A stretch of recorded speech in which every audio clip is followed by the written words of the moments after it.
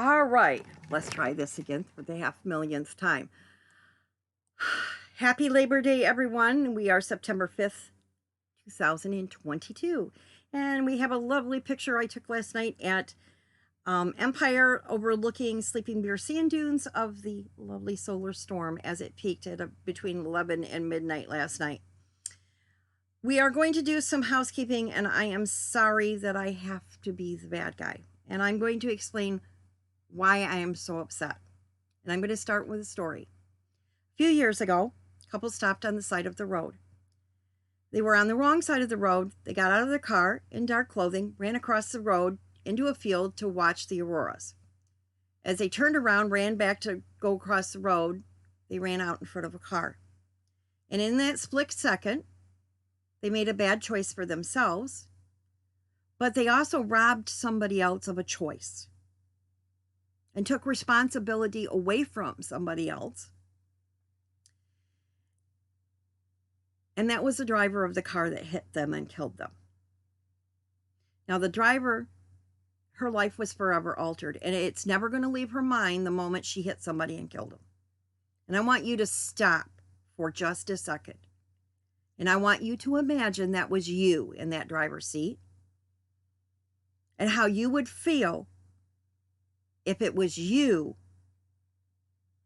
that had to hear that body hit your car and thud underneath your car, and what you would feel like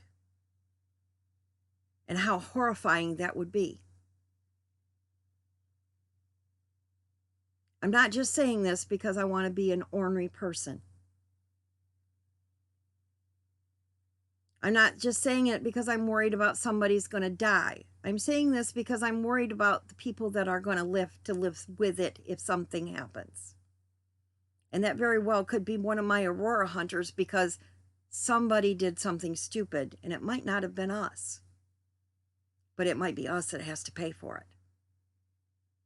And the only way we can combat this is by getting the safety measures out there.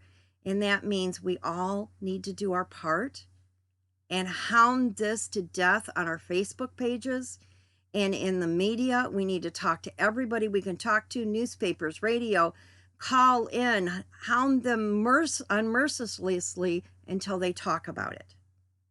Make sure they understand that this is a safety issue and we need to talk about it. And MLive really needs to be hounded so they talk about this online. Because they're the ones stirring up a lot of people to come out and go Aurora hunting from out of state. People that don't know the area and they don't know what they're doing. And they're not talking safety when they do it. So make a few phone calls. Make a few comments. That's the only way we're going to affect change. Now, I'm going to start with what I saw was wrong last night. And I know some of this was some of my hunters, and I'm sorry, and I'm not going to point fingers because I don't know who you were. I'm going to start with Day Barn. Number one, the owner of that barn does not like it photographed. It really upsets him when people make money off that barn. He doesn't like it. He can't do anything about it, but he doesn't like it. When I pulled up, there was a line of probably 7, 8 cars parked on both sides of the road. That is unsafe. Rule number 1, you always park on the same side as where you're going. So if you're going to Day Barn, you park on the same side of the road as your barn so you do not cross the road. This means when the cars go around the cars that they're parked, they're passing on the opposite side of the road with enough room or margin so if someone steps out to get into their car, they're not going to hit them. If cars are parked on both sides of the road, there's nowhere they can get out far enough away to avoid hitting somebody. They got to go right down the middle. That means somebody steps out in front. There's nowhere to go for them to avoid hitting somebody. Don't do it again. Same side of the road as you're going. Number 2, I have posted a link For safety vests on Amazon, they're cheap, under 12 bucks. You can get them at Menards. You can get them at Best Buy. Any hardware should have safety vests. A lot of them have great big pockets that you can put batteries and keys and flashlights, and even big enough to fit a small wide-angle lens in. If you get them big enough, they'll fit over winter coats. Get one. It triples the distance you can be seen by someone with a light, a car. It's going to save your life. That way, even if you're stepping out and off from in between something, that driver has time to slam on brakes to stop from hitting you. If you're in dark clothing and you're nothing but a shadow, he has no time to see you. That not only kills you, but you rob that driver of a choice. And that driver has to live with whatever you decided for him. And that's not fair. Don't do it again. Use your brains, use some common sense, and plan ahead. That's all it takes to prevent an accident. Second thing I'm going to get on, I pulled in Glen Haven was a mess again. So everybody needs to listen up, and here's how it goes. Here's this parking lot on the west side of Glen Haven Cannery. You see this nice little pickup here? There's 3 or 4 parking spots. They're all handicap. If you don't have a handicap pass, you can't park there. Guess what? Park there, you're going to get a ticket. Because it's becoming such a zoo there, they're going to start watching this area. And you could get a ticket. When I came in last night, there was cars parked all along this building. This is not a parking spot. You park there, you're going to get a ticket. Somebody was parked in here on the grass. This is not a parking spot. You're going to get a ticket. Bunch of people were parked down here right along the beach where there's a big old sign that says this is not a parking spot. This is where people back up so they can get out of the handicap parking. Guess what? Not a parking spot. You're going to get a ticket. Wise up, people. This is not safe. This is for handicapped people only. On the east side, there's a big old parking space with lots of parking available. Big old roundabout with lots and lots of parking. You can park there. If it is full, then I suggest you drive down the road in this direction and you head right down the road, and there's a parking lot just before you go around the little circle drive. If you miss it, go around the circle drive and it'll point right into the driveway of the parking lot. It leads to the Coast Guard station. This is one of the prettiest spots available to see the auroras. And there's sidewalks that walk right out to the beach and a nice little boardwalk. It's safe walking and there's no risk of car light. So if you're a photographer, this is a good dark sky spot. And you got miles and miles of beaches down here where there's not going to be any headlights that hit your cameras, and you're going to be able to enjoy seeing the auroras. The Park Service and I have discussed the safety issues in Glen Haven, and we've been really worried about somebody getting hit and worried about the people that have to live with hitting somebody. We have a plan, and that plan is on their website at Sleeping Bear. So start sharing their website. Go to their Sleeping Bear website, share their notification of the maps and where to go aurora hunting. Start putting it everywhere you can think of, with every friend, everyone. We have Platte River. It's one of the most beautiful places you will ever have to photograph. That lake gets mirror smooth. You get the pillars in the lake and the stars, and It's a well-lit parking lot. It has bathrooms with multiple stalls. It's a safe place. And there's enough parking there for probably over 100 vehicles. It comes out at this point on Edge Beach. At the southern point, or at the northern part of that, is Esh Road. And you can access Esh Beach at Esh Road. And there's another parking lot there. And I believe there's an outhouse at that location. And you can access the beach at Esh Road.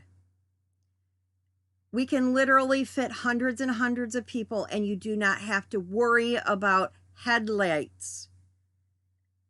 And if everybody learns to use their headlamps and their lights, flashlights, responsibly, keeping them aimed at the ground and not flashing people in their face, we won't have an issue with anybody having ruined photography.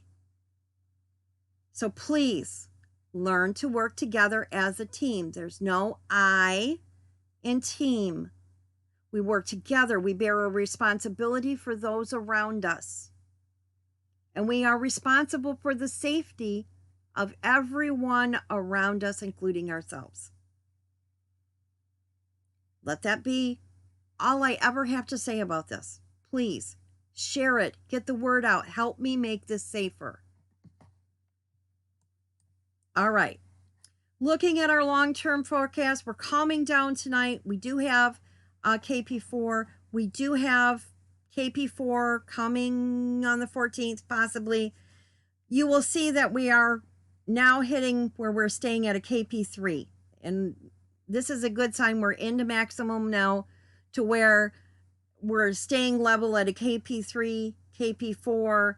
And as we go further into maximum, this is going to become the normal, meaning around the 45th parallel, you're going to see auroras 3, 4, 5 days a week if weather permits.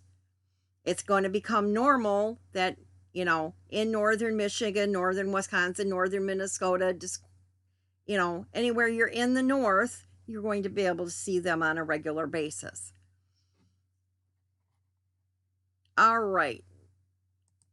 We are predicted to be at a KP4. I did just get the notification. We are just had a sudden onset of KP4 hit the Discovery satellite, so that is there. Oh,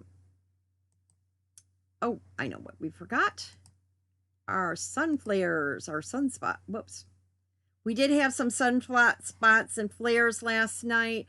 Most of them went around us. Our big sunspot flare region that's outgoing produced most of it. And he produced some whoppers last night that are going to miss us and that are not going to affect us. But it looks like his day is done. He's going to start falling apart. 3092 is kind of just there. He's not really doing much. He's just kind of hanging out. This is where we have the horseshoe sunspot region, I believe.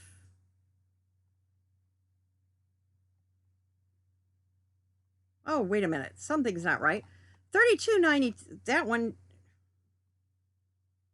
Oh, they did delete. They deleted some stuff. 3292 yesterday did release 4 CMEs that just dropped off. And this is the one where we have the horseshoe shaped flare sitting out, or filament sitting over the top of. And this one is looking like we want to keep an eye on her. 93 is the one that's just sort of hanging out, not doing much on the southern region. 3094 is growing. He produced a CME. What's exciting is all this negative energy wrapped in the positive energy. We're going to keep an eye on him. He may develop as we go into coming further earth facing. And we have a new baby sunspot that developed overnight. And we're going to hope he stays in his infancy because he's over there by Um, 3089, we're going to hope he makes it around the circle 27 days and comes back around to smuck us next month, and hopefully he's a randy teenager by then and causing all sorts of problems and being just obnoxious and flaring and loud and nasty and giving us lots of trouble. We can hope, right? View of our activity last night. You can see that 3089 spit it out behind us or going away from us. We are going to have, you can see here we got moderate activity coming in here. It's going to be light, nothing big. Going to be kind of quiet for a little while, and we can all rest up and take a few days and before it ramps up again. So I'm going to take a few vacation days. Make sure you get your pictures in by Thursday so I can put together the slideshow for the weekend and talk about it. Make sure you are liking the channel, subscribing to the channel. Some ways you can help us. Once we get 1,000 subscribers and 4,000 viewing hours, we will be able to get monetized. And that means every time you watch a 30-second video, we get some 18 cents for it. And 18 cents might not seem like much, but when you start timing that by 4,000 and 5,000 of you, it's going to start adding up. And that is money that we can hire staff with. And that's money we can do more projects with and be able to start adding services. So watching or just letting that commercial run for 30 seconds is extremely important. Also, leaving feedback comments is great. We love to hear your thoughts and ideas, things you might want to see in the future. We are going to do a planning session as soon as I figure out all this YouTube stuff in the next month and a half. And you aren't going to want to miss that. We're going to talk about possible projects, where we want to go, things we want to do, and directions that we can go in to help you grow and give you more tools to work with and ways we can improve what we do. Keep in mind, we want to transition this to more proactive and less where you're taken advantage of by bad actors. And we'll explain that later.